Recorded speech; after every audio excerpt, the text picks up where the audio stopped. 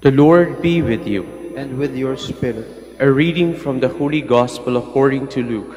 Glory to you, O Lord.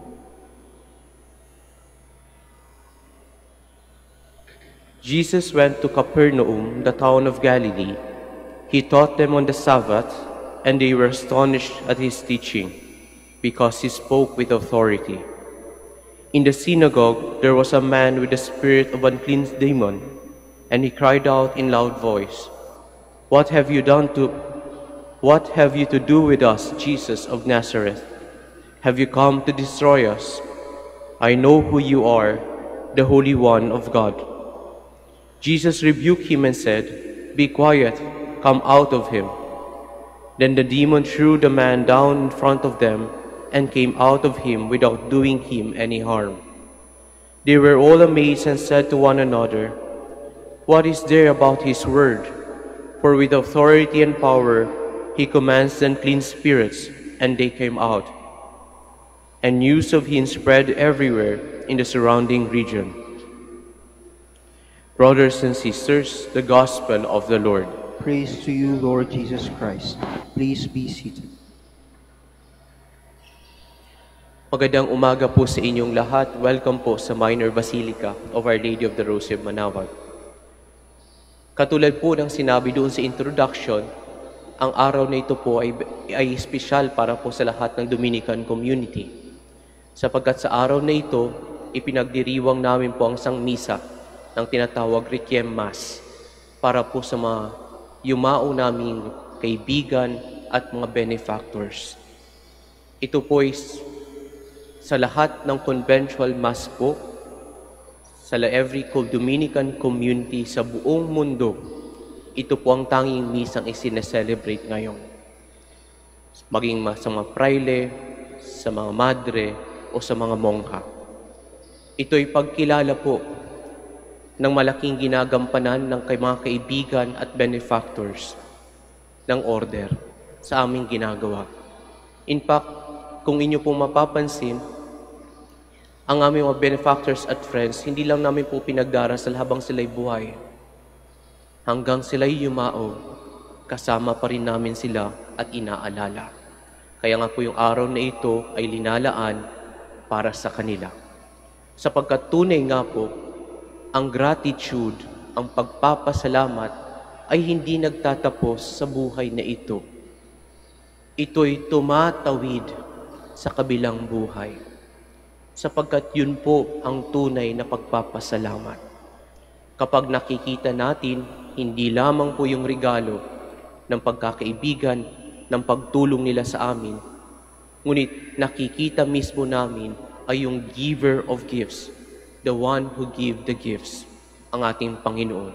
Kaya nga po yung thanksgiving na ito ay pagpapasalamat sa Diyos sapagkat ibinigay ng Diyos sa amin ang lahat ng kaibigan at mga benefactors namin upang tulungan kami sa aming misyon.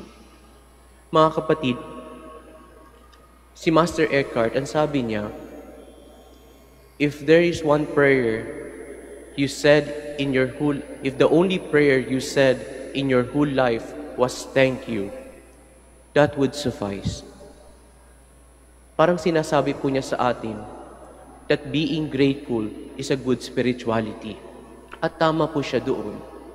Sapagkat pag ang tao ay marunong magpasalamat, he avoids the feeling of entitlement. Sapagkat yung feeling of entitlement that I deserve this, I deserve that, kung minsan po yung titingnan natin, yun po yung nagpapahirap talaga sa relasyon ng bawat isa. Ng bawat isa sa atin. Kaya hindi nakakapagtaka kapag ang tao ay marunong magpasalamat, alam natin ang taong yan ay very spiritual din. Because being grateful is a good spirituality. Mga kapatid, kami po mismo nagbubukas ng mga prayer intentions po dito sa simbahan. At every time po, binubuksan namin ito, ipinagdarasal na rin namin. Alam niyo po ba kung anong pinakamaraming petition at intentions dito sa simbahan na ito, sa Minor Basilica? Is the intention of thanksgiving. Kaya nga tuwang-tuwa po kami every time yun ang nabubuksan namin, sapagkat napakarami po nito, yung intentions of thanksgiving. Para po bang nagpapakita na ang lahat na pumupunta dito, una sa lahat at higit sa lahat, ang dinadaan at pinupunta nila dito sa lugar na ito, sa Manawag, ay ang pagpapasalamat sa Diyos. Kaya nga po, good spirituality ang ibig sabihin nun. Sapagkat ang nakikita ng tao ay hindi lamang yung pagbiyaya at pagpapalang natatanggap nila sa buhay, kung hindi yung giver mismo ng mga biyaya at pagpapalang ito. Kaya nga mga kapatid, siguro sa araw na ito, bagamat ito po ay isang misa para sa mga patay, I think this is also intended for us living. Kaya sabi nga ni St. Paul, di ba po, whether we are awake or asleep, we live for the Lord. Totoo po yun. Because at the end of the day, sa lahat ng ginagawa natin, when we are being grateful, we live for the Lord. We always live for the Lord. And besides, may research po na nagsasabi, scientific research na nagsasabi, na gratefulness daw po enriches positive emotions in us. And ang pinaka-best consequence daw po nito, it improves health. Imagine mo, it improves health by just being thankful. Kaya nga siguro po, yun siguro po yung pinaka-dapat nating makita, no? Kapag tayo'y marunong tumanaw ng pagpapasalamat sa mga lahat ng kabutihang natatanggap natin sa buhay, most likely, ang long consequence nito sa ating buhay is that we will definitely improve every goodness that we receive in life, because it invites the good emotion, positive emotions in us.